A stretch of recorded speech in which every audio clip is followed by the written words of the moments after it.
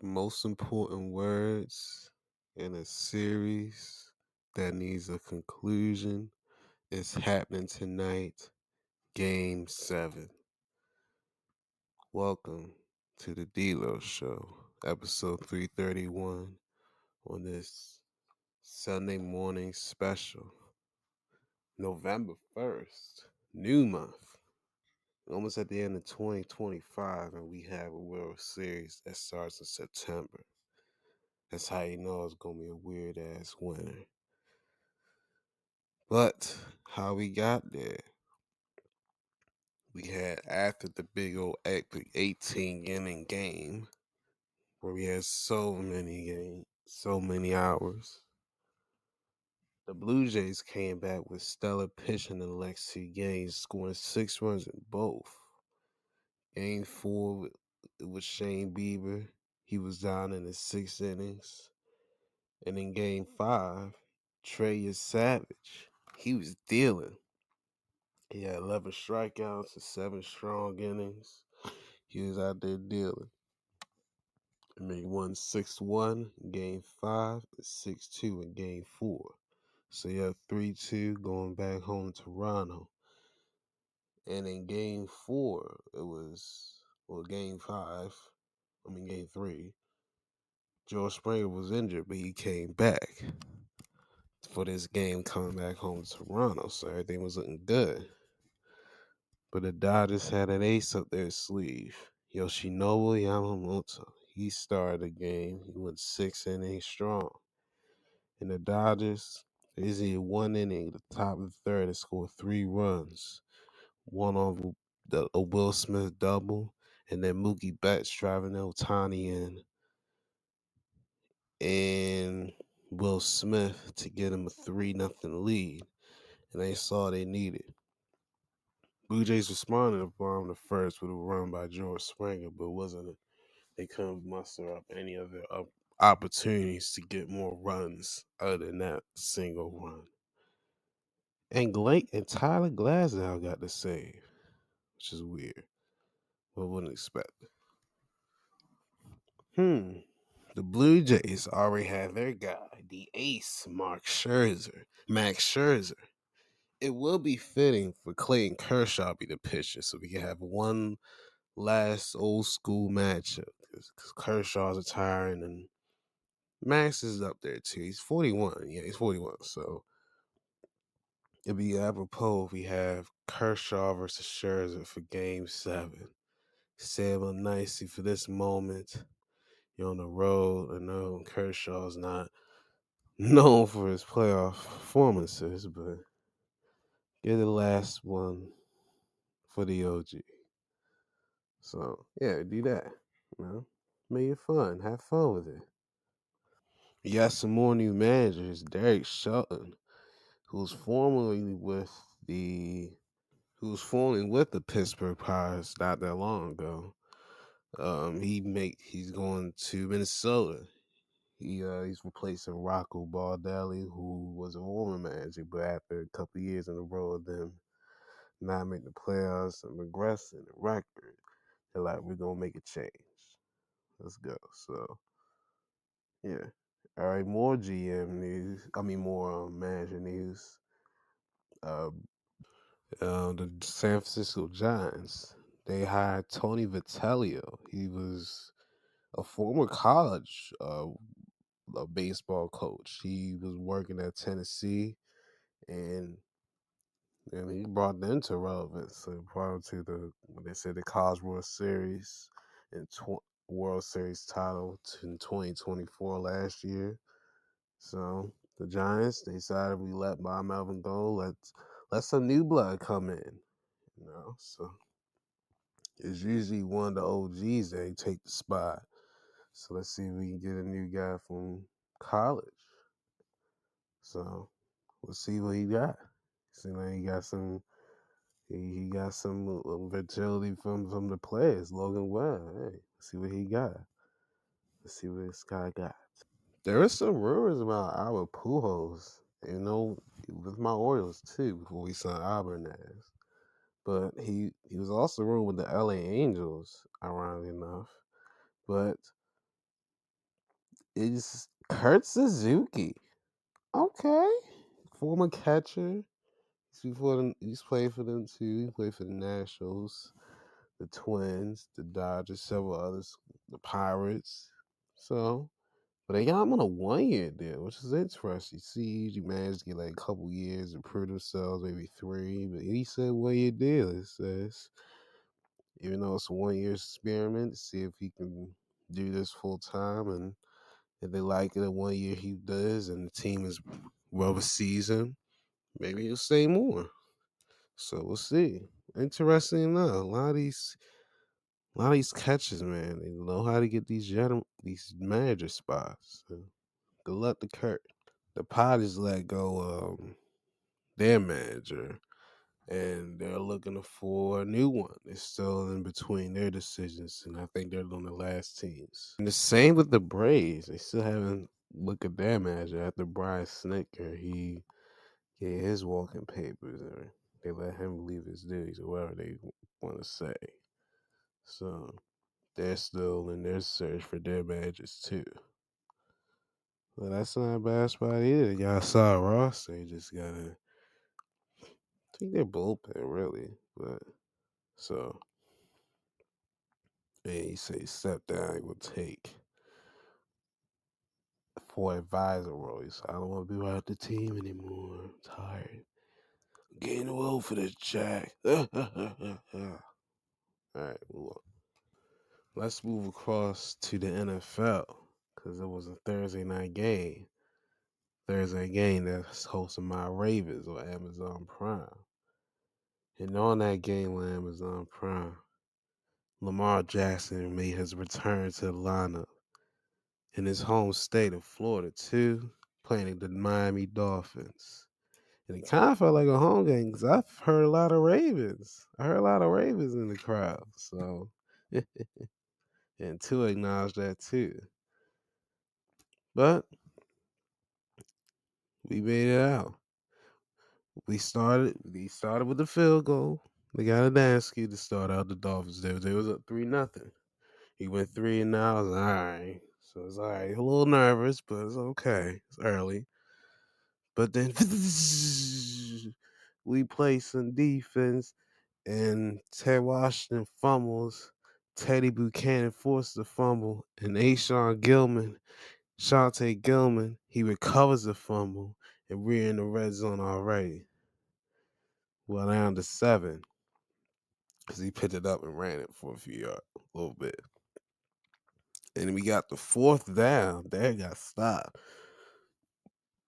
But we got the 4th down, and we threw a 2-yard TD to Mark Andrews, rolling out to the right, and we up 7-3. But the Dolphins, they drive down the field. They go all the way down into our red zone. But Riley Patterson, they had a penalty that pushed them back. It was 4th and 1. So it was all right, let's settle for the field goal. They kick it. No. It stays to the right. And we take over. In that second quarter, we got that touchdown. Thank you, Lamar, finding Mark Angel on the crossing. We up 14-3. The half ended 14-6 because the Dolphins got another field goal. So it is what it is.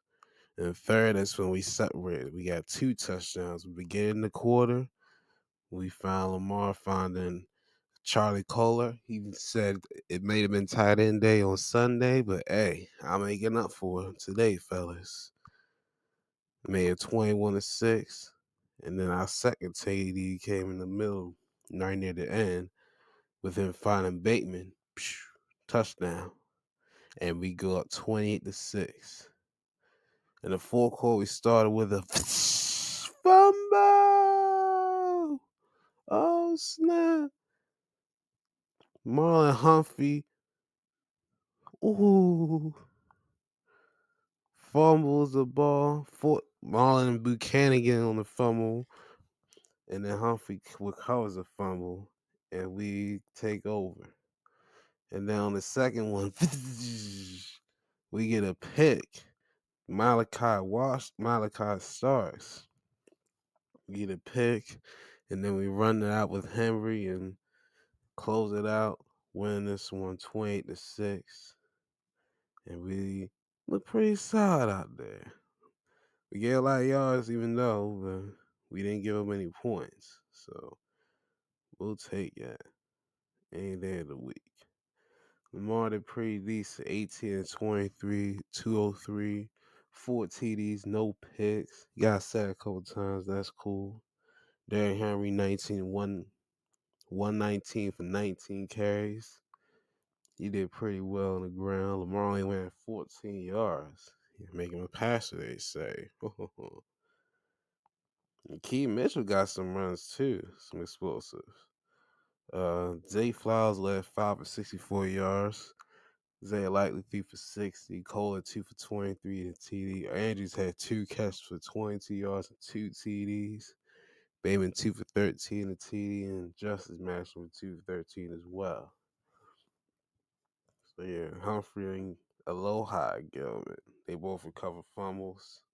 Teddy Buchanan was active. Roquan with 12 tackles, 9 solo, and we had 2 sacks.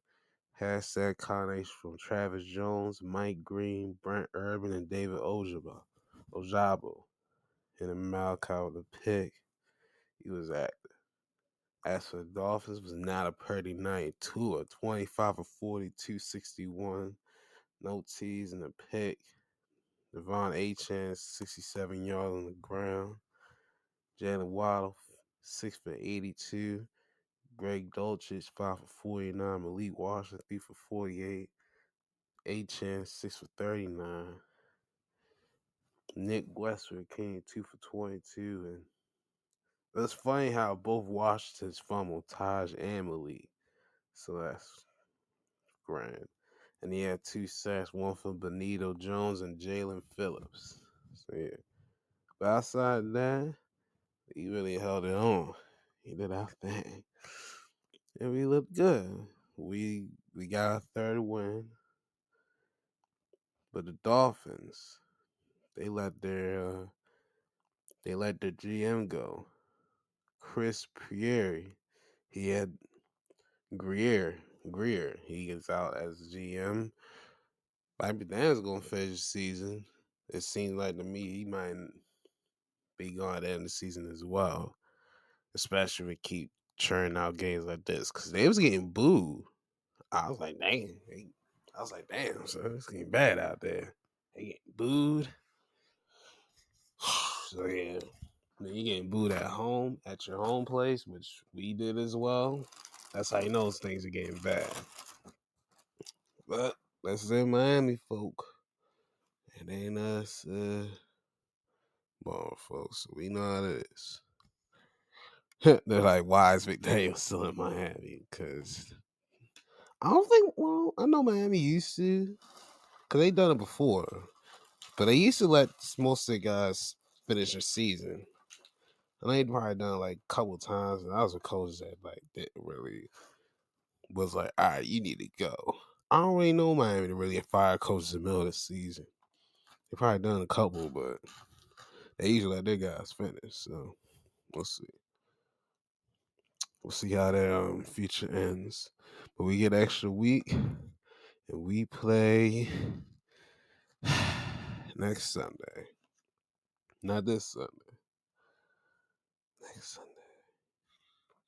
The Women's National Basketball Hall of Fame is inducted a new class.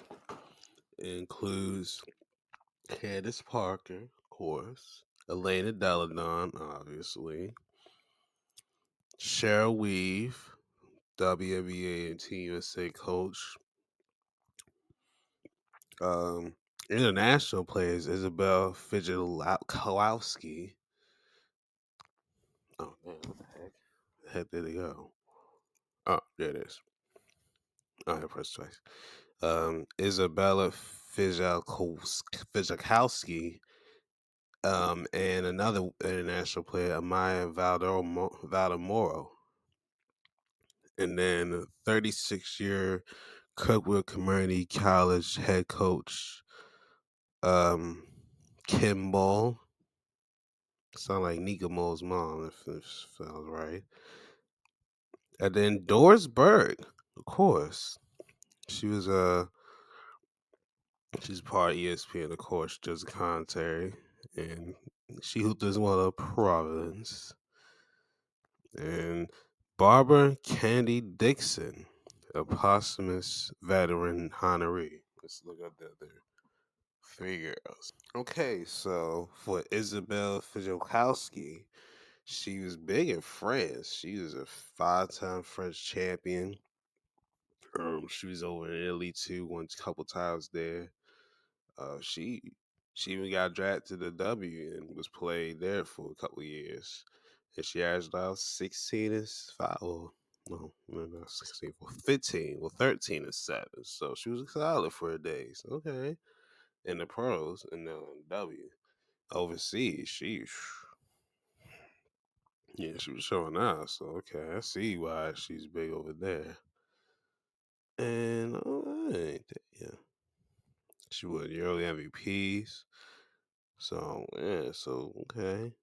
She reminds me of someone in a way of RV Sabonis in a way. Like she was bigger overseas. But when she got the pros, she should show that she could hang with the girls, even though it wasn't her prime. Well, let's take another one. Amaya Valdemoro. Let me see what she like. She had a 21-year career. She played from 1992 to 2013 for playing for various Spanish clubs. She went to the WNBA. She a champion everywhere from 8-time Spanish league champion in three different decades, from 93 to 2010. Yes. Top two of them were back to back 93, 94, 97, 98, and then, well, 2009, 2010, then 2010. So 3-time WNBA champion between 98 to 2000. She basically was winning titles everywhere she went. Yearly champion 93. Her work basically in there rookie year, second year. But yeah, she won bronze medal. She won gold for France in 2013. Italy in silver in 2007 and bronze for Greece in 03, 05 for Turkey and 09 for Latvia. And then for World Championship, she won bronze. So yeah, she was really repping them. So she was a winner everywhere she went. Let me see if they can find some statistics. Well, she run average about 10 points a game, which is solid. 10 to 11, which is solid. So good. Contributor was always a champion, probably a special leader. So okay, shout out to her. She's like the Rob Dory. She probably was big clutch in the big time. So but anyway, let's look at others. Kim Mole. Let's see what they're about. All right, so looking it up, Kim Mole. He's now in his current 37th season at damn. He has led his teams to 33 regional finals, 23 national tournaments, and 9 national titles in his career. 36 consecutive 20-win seasons, include a 37 school record in two different seasons, '09 and 10 and 2016-17 seasons.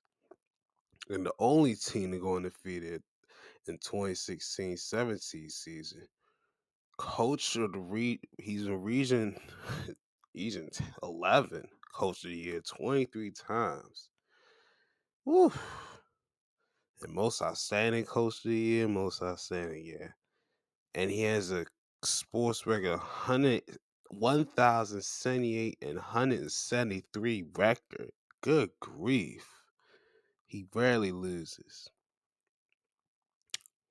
And breaks his own Division Two NJCAA records. One was 39, and then he broke the 54, and he has the most consecutive home wins with 69. Like he built powerhouses, and he's brought girls that let's see, I mean girls that let me see. So, whew, shout out to him. So, congrats to building a powerhouse. So, congrats. So we'll give her credit on that one. Oof. That's a lot of winning, a lot of success for the man. So congrats on that one. Um, Missing and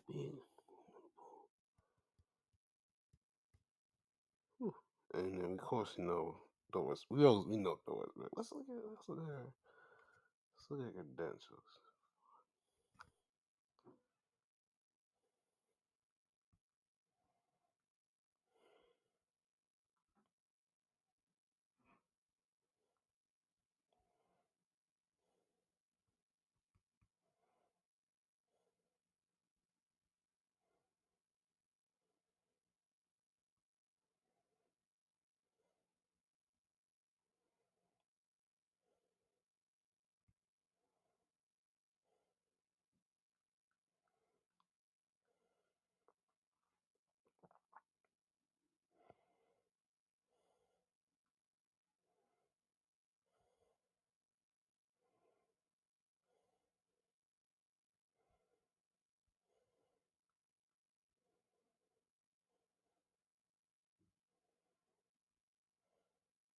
Mm.